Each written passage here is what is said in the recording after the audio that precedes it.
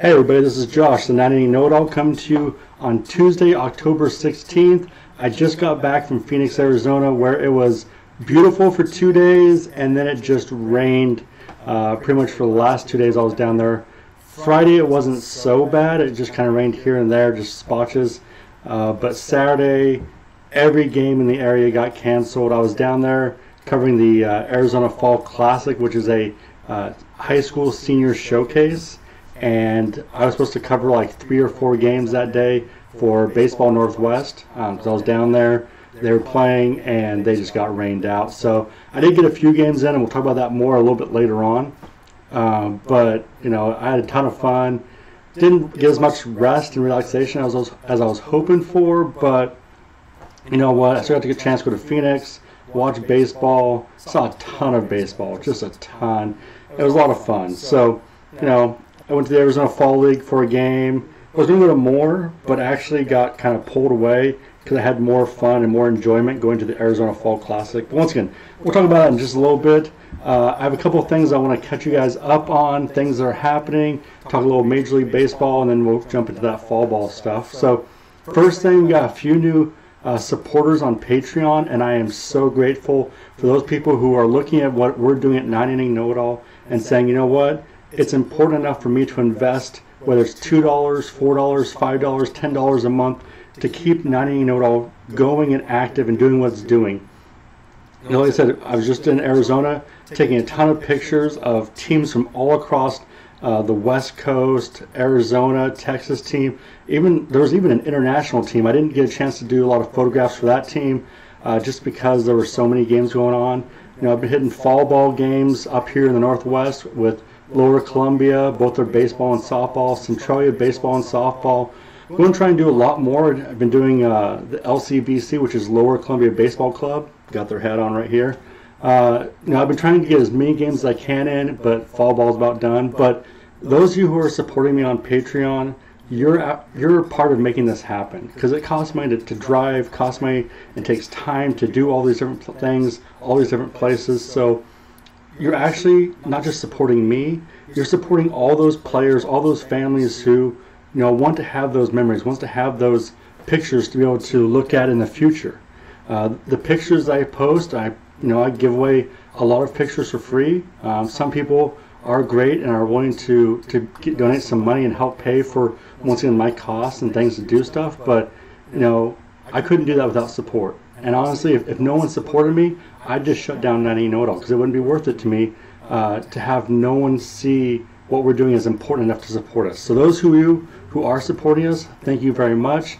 Those of you who are thinking about it, please, please, please consider doing it. Even if it's $2 a month. I mean, that's not even the cost of a coffee. And that makes a big difference. It helps pay for, once again, for me to get to the games, for me to fix my equipment if it breaks down, or to get supplies and get the things I need to help be a benefit to the game of baseball and to softball, not just in the Northwest, but all across the U.S. So thank you once again to everyone who's supporting us on Patreon. It is making a difference already, and I just can't thank you enough. It means a lot to me. So once again, it's a big deal to me, and a lot of people may look at it and say $2 isn't that much, but $2 is a pretty big encouragement for me. So if you guys are thinking about it, please go and do that. There's a link just down in our description below from this video. You can go to our website, 980knowitall.com, and it says be a supporter. You click on that and it'll take you right to the Patreon page as well.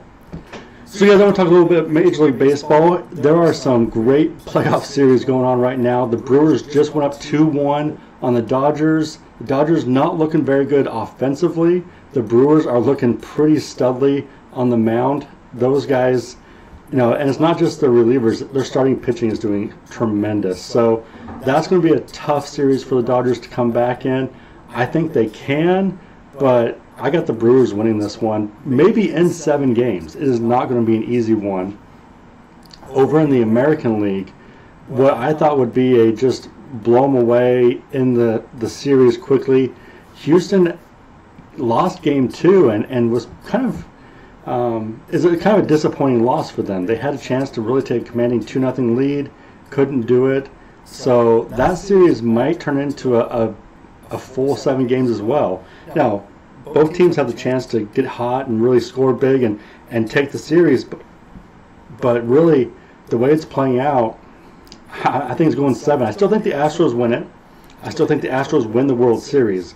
They're still my pick to win it all, but man, both series, they're looking pretty good right now. When you can go 1-1 right off the bat in both series, you have a lot of high hopes for the outcome, for the competitiveness of the series. So, I still got Astros Milwaukee as my my playoffs pick, but you know what? That can change in a heartbeat. One injury, one bad game can make a huge difference. So it's pretty good. I like the series so far for both the American League and the National League. It's going to be tight, hard fought, and that's what you can hope for. That's all you can hope for in the playoff series. That's why I don't like sweeps. It doesn't help get me excited about playoffs. But when you got good competitive teams like this, it's fun. It makes it a lot of fun. I wish I could watch more of the games. I don't have TBS, so I can't watch all the games unless I go over to my parents' house. But I was in Phoenix for the last 4 days, so couldn't watch much of the games anyways. Did catch part of the Dodger Milwaukee Brewers game when I was at Red Robin on Saturday, I believe. So wasn't too bad. So I did take my trip down to Phoenix. Like I said, it was 80 degrees for the first 2 days, 77 the third day, which was absolutely perfect. I put my shorts on when I woke up and then wore that all day long. Didn't need jeans, didn't need sweatshirt, even though I packed 2 sweatshirts. I didn't really need them for the first couple of days, but that final day, that 4th day on Saturday, it was just coming down. It was pouring down rain. I got out to the fields to cover the Arizona Fall Classic. Got through the first, I think they got through 4 innings of the first game, and then you could just see the clouds rolling in. You could feel the wind picking up, and once it started to rain, it was done. It was done for the day. They had to cancel even Sunday because it just kept raining so much. There were flash floods all throughout the Phoenix area. Not in Phoenix necessarily, but I know I got a warning from Glendale, which if you've ever been to Phoenix, it's just one of the little cities right around the outside where the Dodgers and White Sox have their facility. And I was at Peoria, which is only about 5 minutes away. So, it was close. There was a lot of stuff. I know that when I first got there, people were giving you warnings about if you're driving up north or up to the mountains, watch out for flash floods. And so that was a little crazy. I got a lot of warnings on my phone, but I had 3 days of baseball that I really enjoyed. First day I got there, I was super exhausted. My flight left at 5 a.m., so I was up at 2:30 in the morning to get down to the airport and flew down, got my rental car, went to the AZ Sports Card shop, which is in Glendale. Was there for a few minutes looking around. He's got a ton of great stuff in there. I was looking for Fall League cards, but they weren't quite sorted. It's still too early in the season since it just started the week before. But awesome place to go and just look at the stuff. Just go in and look if you're ever down there. AZ Sports Cards in Phoenix. It's a pretty cool little shop. Went to the Glendale game right off the bat that morning. I think it started at 12:30. Glendale versus Peoria. It was a ton of fun. I was out in the sun. I got a couple autographs. I didn't really bring a lot of cards. I only brought, I think, about 40 cards in total. And that was between all 6 teams. So I didn't bring a ton of cards. That really wasn't my goal this time.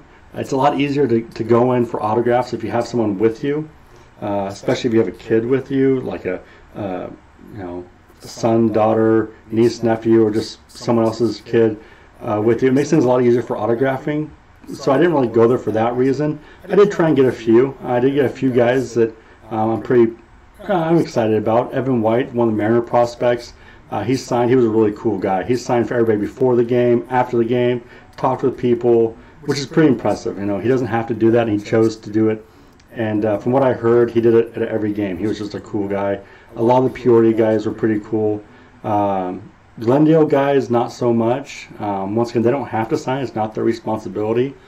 But a lot of the guys would wait till the last second to come out, and then they'd say, "Oh, can't, don't have time." They'd go warm up, and the game would play. And after the game, when a lot of guys would sign again as coming out, Glendale guys wouldn't. They just took off, and so that was a little disappointing. Heard the same thing about a few other teams, which is part of the reason why the next day I was going to go to a game for the Arizona Fall League, and was like, you know what, I'm by myself.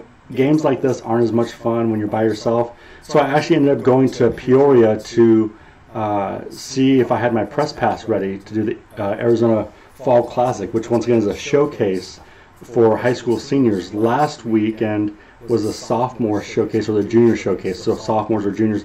I don't remember which one because I wasn't down there, but this weekend was for seniors and in high school. And I went down, got my press pass, and was like, you know what? I'll go see what I can do. And I started walking around and got to meet up with Eddie Smith, the former head coach of Lower Columbia, now an assistant coach at Tulane University. Known Eddie for about almost 4 years now. Really cool guy. Got a chance to talk with him for a while, and it was a lot of fun. Actually have an interview with him coming out. I'll probably put it out in a few days. I just have to go through and find some pictures of him to put with the video. But yeah, I got to talk to him, started watching some of the games. Now, if you don't know, if you've ever been to Peoria, the practice fields, the Mariners have 6 fields, and so do the Padres. They're on opposite sides. And they had games on almost every single field. On the Mariners side, they had games at all 6 fields. On the Padres side, they had games at 4 of the fields. So, you're talking 10 fields at one time. This showcase had, I think, 56 teams, maybe even more than that. But it was quite a few teams. Teams from Washington, Oregon, Montana, Idaho, California, Utah, Nevada, Colorado, Texas, Arizona. I mean, just all over the place. And there was some great talent. I was taking photographs of just different fields as I was walking around, and one of the fields caught my attention. I walked over and started watching it. It was one of the Southern California teams. And I'm telling you, they had 4 kids in a row in their batting lineup that were bigger than me. I'm 6 foot, 250, and these guys were 6'3", 6'4", just packed, strong muscle, and they could hit the ball. They could freaking hit the ball. One kid came up, I think he was their shortstop, right-handed hitter, hit just a line drive, frozen up to left center, and stood up on a triple. I mean, he was just on his horse. The kid could fly. And, I didn't catch his name. I may have got a photo or 2 of him, but my gosh, that kid has talent, Division I talent, maybe even just forget college and get drafted right off the bat type of talent. So it was cool to see that. It was cool to see all the scouts, with their radar guns, seeing how fast guys threw. Guys were throwing, a lot of guys in the mid-80s, low 80s, that range. I did see a few kids hitting 89, and that's pretty fast. For guys who have frames that allow them to still build and grow and increase their strength and speed, they could be hitting low 90s in another year or 2. It's pretty realistic. So there's a lot of guys there, a lot of talent, and I was just amazed to just be able to walk through. So if you ever want to just watch baseball, now they didn't do like regular 9-inning games. It was either 3 outs or 5 hitters. So if you're going there hoping to find a late inning walk-off hit, and that's what you love about baseball and nothing else, this wasn't the place to go watch baseball. But if you just want to go watch talented young guys playing baseball, guys who will have a future at Division I schools like Tulane, UCLA, WSU, Arizona, Texas, all across the nation, even the Ivy League schools, Harvard, all of them, there's the place to go. And once again, it's either 5 live hitters or 3 outs. So if a team gets 3 outs, then they switch. If the team goes up and gets 5 hitters, whether they get 3 outs or not, they switch again. It allows pitchers to not be stuck on the mound for a long time. Coaches don't have to go out and do, mound visits all the time. It slows the game down. It's you get in, you pitch, you hit, you get your 3 outs, you get your 5 batters, and you switch. Next team comes out. That way you can really showcase your pitchers, as many pitchers as you have. You can get them through quicker, get the scouts to see them. Hitters know, hey, I'm the 4th batter this inning, and if someone doesn't get out, I'm up. And also if you're the 6th hitter in the lineup, okay, I'm not going to worry about getting my helmet and stuff ready. I'm going to just focus on defense for the next inning, so I know I'm not going to bat this inning. It does help out. It makes things go quicker. Catchers ready to get ready quicker and stuff like that. So it was a lot of fun. It was really well ran. A lot of scouts. There were hundreds of scouts. Hundreds. I walked around looking at all the different shirts and hats that the scouts have, and there were colleges I have no clue who they were, where they were from, but there were also a ton of uniforms or shirts and hats that I looked at and go, oh, that's a Division I school. Oh, that's that's this school or that's this school, and you know, you see the guys who have the Arizona State backpack and shirt and hat, and you know where they're from, and you see the scouts from the different Major League Baseball teams. I know I saw Cubs, Angels, Yankees. So you see guys out there, and you know, hey, this is real. So, you know, I had a lot of fun, guys. And I'll talk to you later. Bye.